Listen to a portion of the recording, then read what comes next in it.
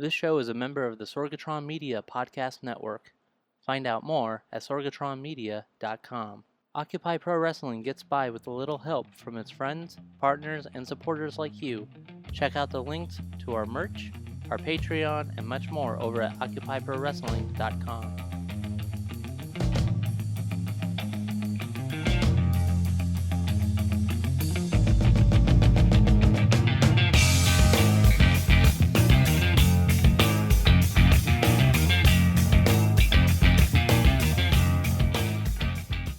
Hello everyone and welcome to Occupy Pro Wrestling, the podcast with more attempts at a comeback than an ECW reunion show. I'm your host Alex Smiley, taking you on yet another journey through the wild and crazy art form known as professional wrestling. I've got a lot of great stuff in store for you this episode, but before we can get this podcast started, we need to get our plugs in. As always, you can find everything to do with Occupy Pro Wrestling over at our website, occupyprowrestling.com. There you'll find the latest articles, posts from our site partners, and the newest addition, the OPW community, an old school way of bringing fans together. There you'll find discussion topics, games like Mafia, and for those of you that are into a little hobby known as e-fetting, we have EW Planet and the Experts, and so much more. There's something for everybody over at occupyprowrestling.com. You can subscribe to the podcast over on Apple Podcasts, Stitcher Radio, Google Podcasts, and so much more. Chances are, if it has podcasts in the name, you'll be able to subscribe to Occupy Pro Wrestling. You can find Occupy Pro Wrestling on social media, like us on Facebook, follow us on Twitter and Instagram, all under Power 2 The Smarks. You can subscribe to us on YouTube. Unfortunately, we don't have a Snapchat just yet. Maybe one of these days. One of the ways you can support Occupy Pro Wrestling is to go to whatamaneuver.net and search the Occupy Pro Wrestling shop for all the latest merch, including our latest design, Smarko's Wrestling Life. You can also go to shop.occupyprowrestling.net where you'll find buttons, stickers, magnets, and more. You can pre-order a snapback or even purchase a Merch Club starter kit for just $5. Last but not least, you can support us on Patreon by going to patreon.com/occupyprowrestling. There you can support us for as little as $1 a month and get all kinds of goodies depending on how much you pledge. Be like our friends at Wrestling Mayhem Show who support us for $1 a month. Thank you guys so much for your support. This week's episode is a little bit shorter, but there's still plenty of time to do Partner Spotlight. If you'd like to be a site partner, be sure to contact me on Facebook or Twitter at Power 2 The Smarks. You can find lots of new articles and other media at the Indie Corner, Single Leg Takedown, and WrestleView. To get started, be sure to check out the links at occupyprowrestling.com. Speaking of podcasts, my friends at MFX just released a new episode. Be sure to check it out and much more over at mfxpodcast.com. My friends at the Wrestling Mayhem Show are putting out new content throughout the week, such as Mayhem Underground, the Wrestling Mayhem Show, and Indie Mayhem Show. Find that and more at WrestlingMayhemShow.com. My buddy Sean has been having a lot of fun with some new videos over on his Facebook page, such as the No Wrestling Questions interview that he just did with Buggy Nova. Be sure to look for Deshaun's 2 Cents on Facebook for more. In case you haven't seen it, 80s Mania Wrestling came out with a new game recently, 80s Mania Wrestling Returns. There are a lot of new features to the game, so be sure to check that out over on the App Store for Apple and Google Play Store. My friends at OSW recently began Season 8, and after a very fun invasion event, all eyes are on Ring of Dreams. Be sure to check out the latest at weareosw.com.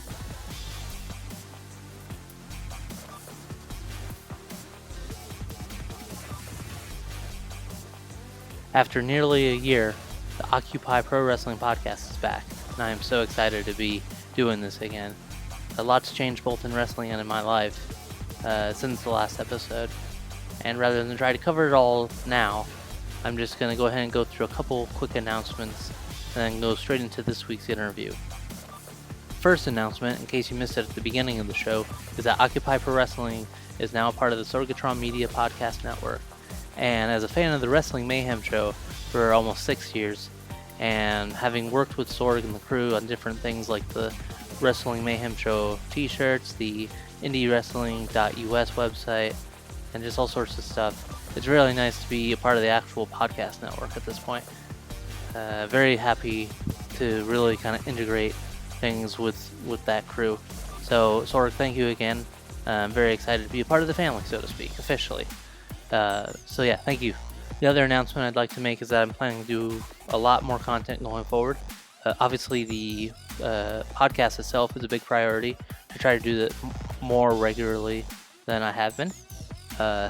Considering it's been almost a year since the last one, I think even once a month would be nice, but I would love to try to do 2 times or more a month. We'll figure that out as I go, but very excited to also be doing some more content on top of that. Obviously, more stuff on the social media would be nice. You can see a lot more posts from me on the Facebook and Twitter, and also doing some reviews of various wrestling related media, because there's a lot of stuff to enjoy from pro wrestling and even beyond just the wrestling shows. I recently had a chance to buy a few wrestling related media items, and very happy to be looking at them and giving them reviews, possibly for the YouTube channel, but at least for bonus content on the podcast feed. We'll figure that out as we go. I recently pre-ordered the Young Bucks Stand Tall, the children's book that was written by Matt and Nick Jackson and illustrated by Dylan Coburn. And I actually just received that in the mail. I believe I got that I'm thinking I got that today or yesterday. To kind of date this podcast a little bit. I just got it within the last day or two, and I haven't had a chance to read it yet, but I'm very excited to, because I think it's really cool what these guys have done. And this particular version is the soft cover, as mentioned on Being the Elite, and it does include the all-in commemorative edition poster, and I think that's really cool. So I'll probably take some pictures of what I have and kind of post them on the social media in the next day or two. I also used the code that they had available and was able to get a little bit of savings on the book Wrestling Dreams, written by Colt Cabana and illustrated by Erica Weiss.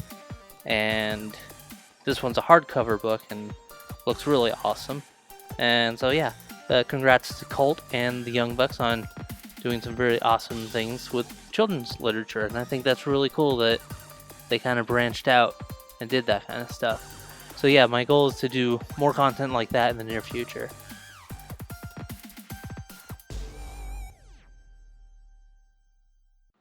Now with all that said, I'm going to go ahead and get us straight into this week's interview. This was a very interesting and very fun interview for me, because usually I will interview fellow fans.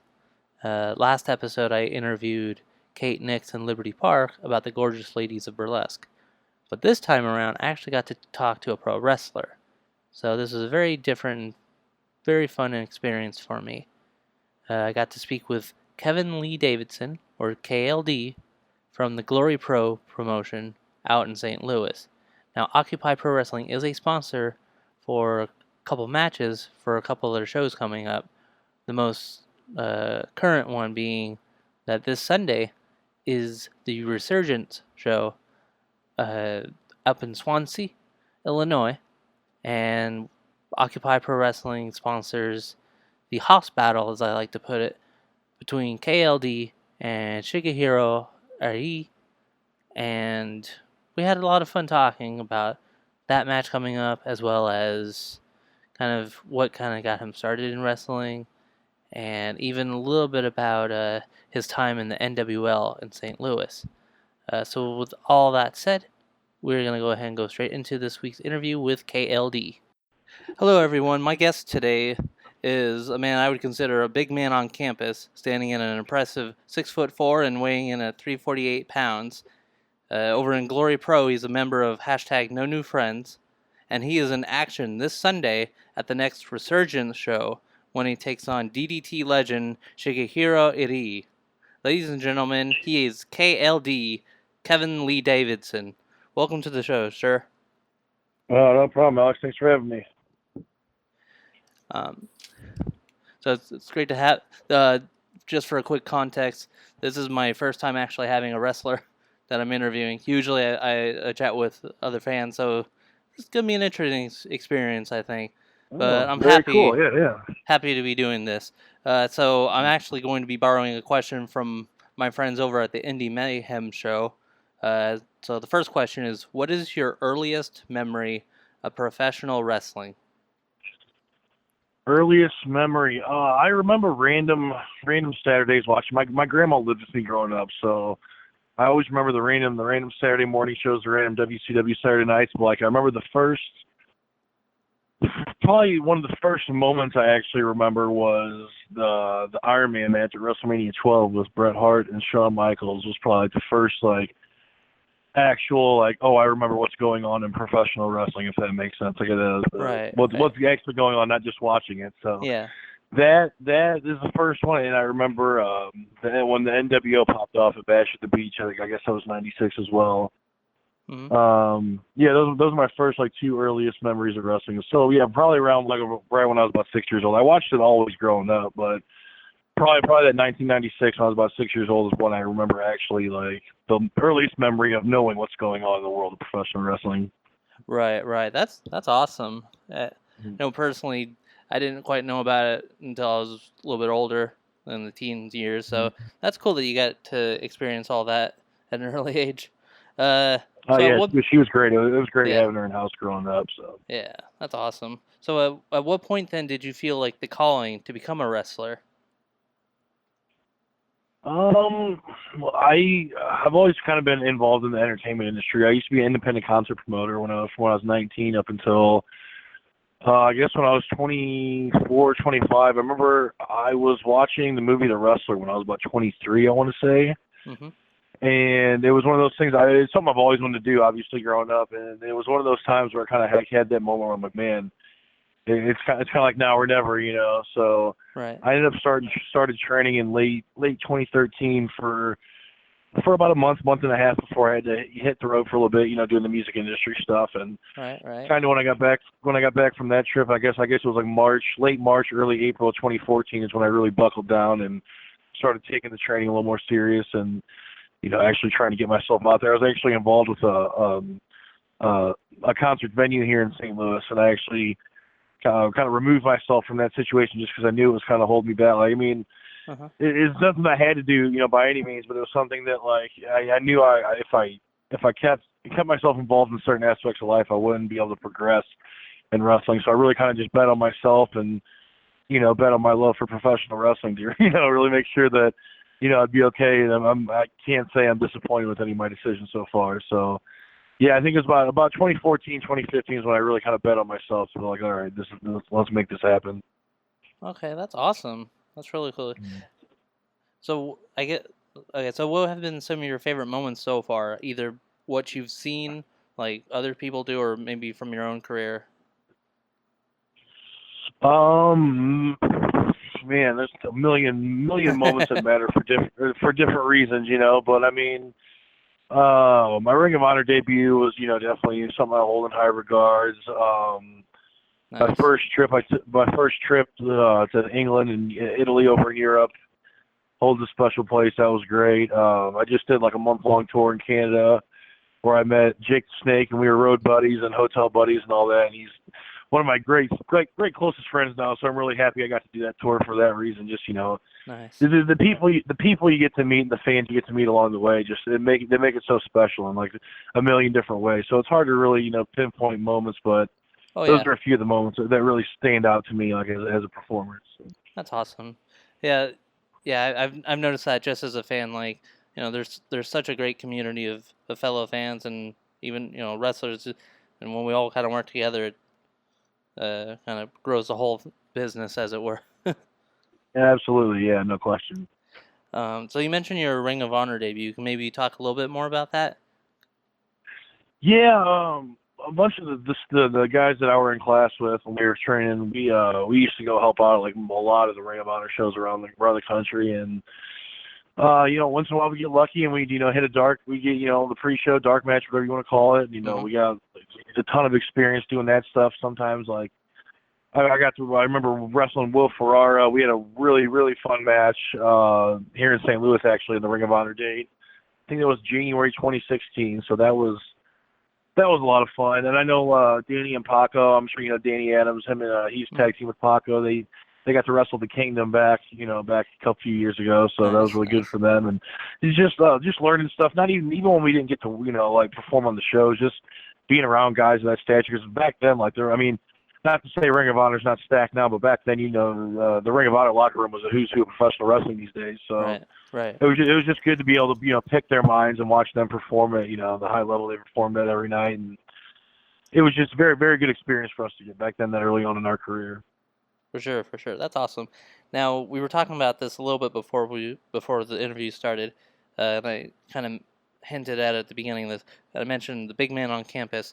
So I was doing a little bit of research and discovered that at one point we had a man in the NWL St. Louis area known as Todd Letterman. I'd love to hear a little bit more about what that experience was like. That was different.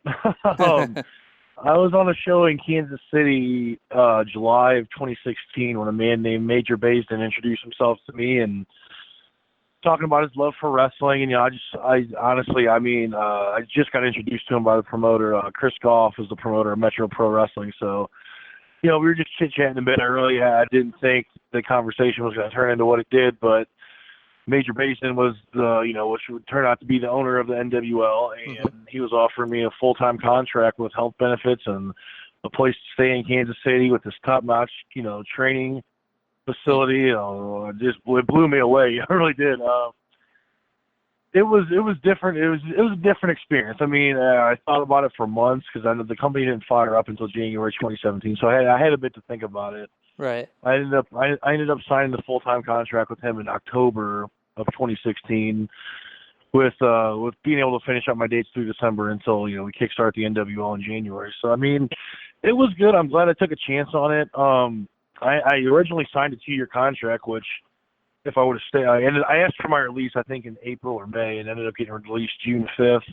Okay. Which if I would have stayed, I wouldn't have got my full 2 years anyway, because apparently he abruptly shut it down out of nowhere one day a few months ago.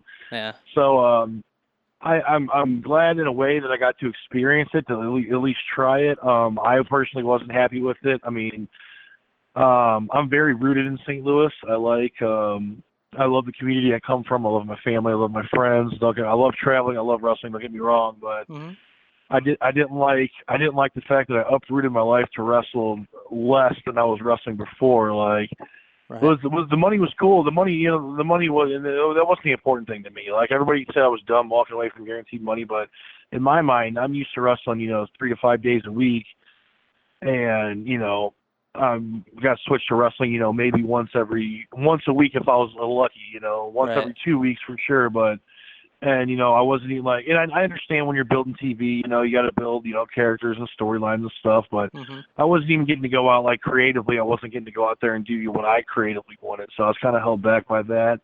I didn't really like the Todd Letterman thing. That was kind of just a thing that was, they kind of threw at me, and I kind of really didn't bark at it because I was like, well, they're paying me this much and they're doing this for me and they're doing that for me, so I'll do what they want me to do. Yeah.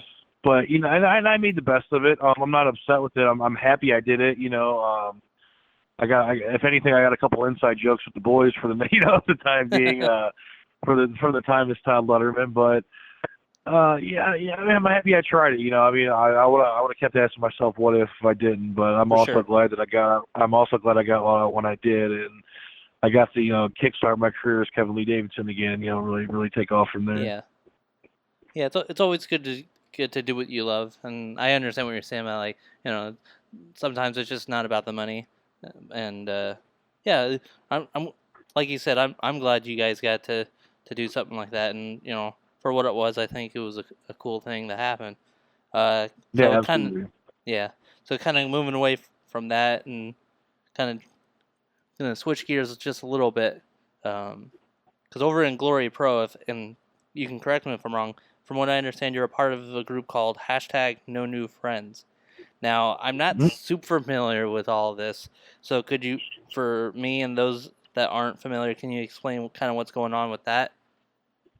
Yeah, as I said earlier, I got released from NWL in June of 2017, and I debuted for Glory Pro July of 2017, and on that show we ran an angle where Dan was kind of wrapping up a story with Paco at that time. That was kind of like one of the, not the big blow off, but the blow off before the blow off.